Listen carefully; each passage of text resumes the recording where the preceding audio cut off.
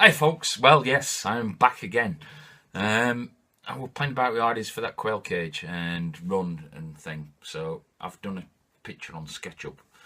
The posts, because I'm putting slabs down, I'm going to put on the little bases what you can screw in to the concrete or concrete slabs, so I might have to move it a little bit on size wise, but I'm going to get about 30 square feet, 28, 25 square feet of floor space, which is a lot of space, and I'm quite happy about that.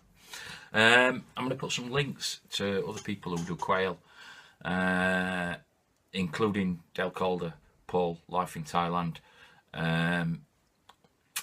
Urban Avery, very interesting, Slightly Rednecked, and Urban Avery has also got a Facebook channel doing some stuff on there, so for people with quail and for selling, buying eggs and birds.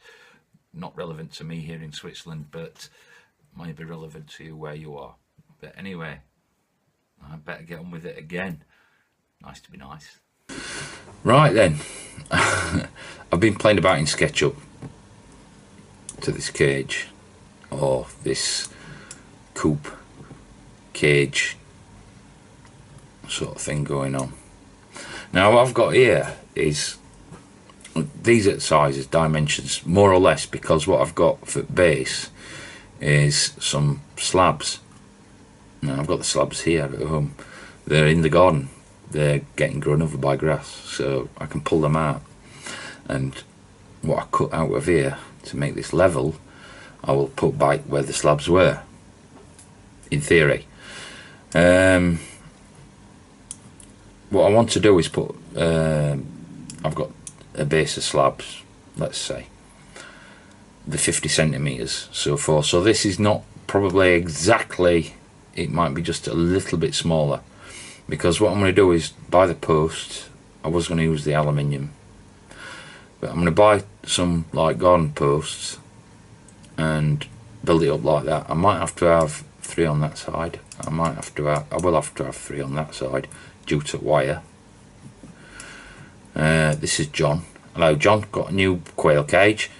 This is concrete board. I've got some, it's 25 or 30 centimeters in length, so it's about a foot, 10 inches a foot.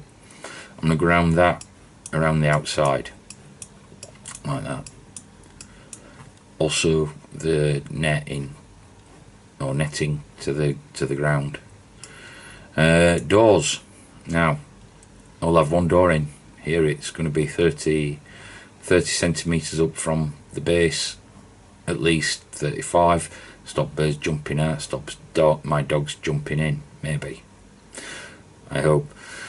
The door will be locked and latched, but I will also have a weight that runs so that the weight drops down and pulls the door shut.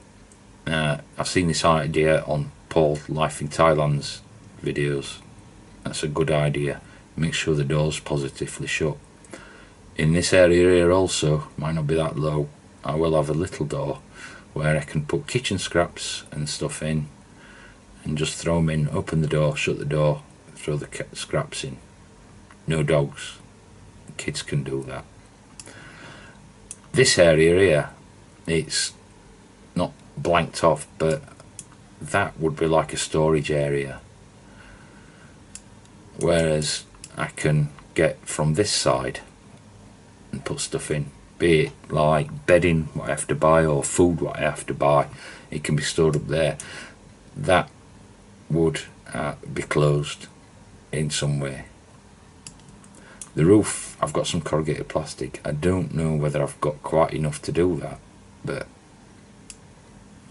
I might have. And if I haven't, I can get some more. I'll buy some more. This is recycled. This is recycled stuff I've already got. The cages here, the top one would be maybe a breeder cage where I'm getting eggs that I can hatch. The bottom one would be open so that the birds can get in, get some shade or whatever. The backs are already closed. The side here is already closed. That's how I built the cages. And this area here from this line is a closed area which they can get in. That I haven't put the wall in there as such. There's no wall in there, and there's no base in that one. But these are closed areas, so they can get some privacy or whatever. A bit of dark. They don't tend to use it when it's cold, but they use it when it's hot. So I found in the cages I've got in these cages. That side would be open. This, John, get out of the way, man. That would be an open door so that you can go in and out of there. Now this is going to be about 1 metre, 2 metres from my garage, so I can run some power into here. For lighting, maybe in winter if I want eggs. For some sort of way to keep water from freezing, because I had problems with water freezing.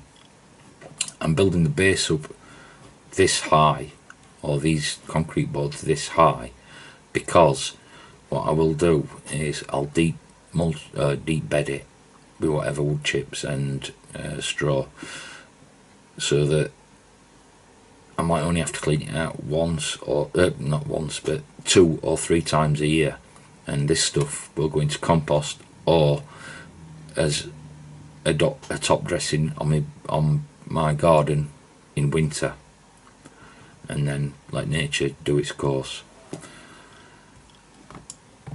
But that's the plan. I also, well, wait a minute. I would also say that I'm going to make it so that watering, I might, at this end here, I might put some sort of hopper for feed and water, at least in summer, so I can fill like a bucket up or a couple of buckets up or whatever, in with food and water, so that they've always got like they can just feed. Basically, I want them to be able to do that. Inside here also, in the bottom, I've got, I have got some windowsill planters, you know what you put outside on your windowsill. And I'm thinking that I could probably put some of them in, and a mesh over top, but plant them up with some sort of stuff what they can feed on that'll grow through the mesh. The reason for the mesh is to stop them from scratching it out, so the plant will grow through, but they'll still peck it, and they've got like fresh greens as well. I've got a few ideas with this. It's I might even do a maggot bucket like Paul has done Life in Thailand. And I'd also consider like feeding, or in the mulch here, in putting charcoal in, because when it comes out it would be biochar. It would be biochar when it goes in, but it would be charged charcoal and mulch when it comes out. So that's my sort of thoughts on that. As I say, a maggot bucket would be great in there. I don't know about how I'm going to deal with smell, or if it would smell, or how far away you could smell it from. Self-feeding lemming maggots would be quite an interesting prospect in there. And if you got this far, there's a couple of clips at the end from some other madness.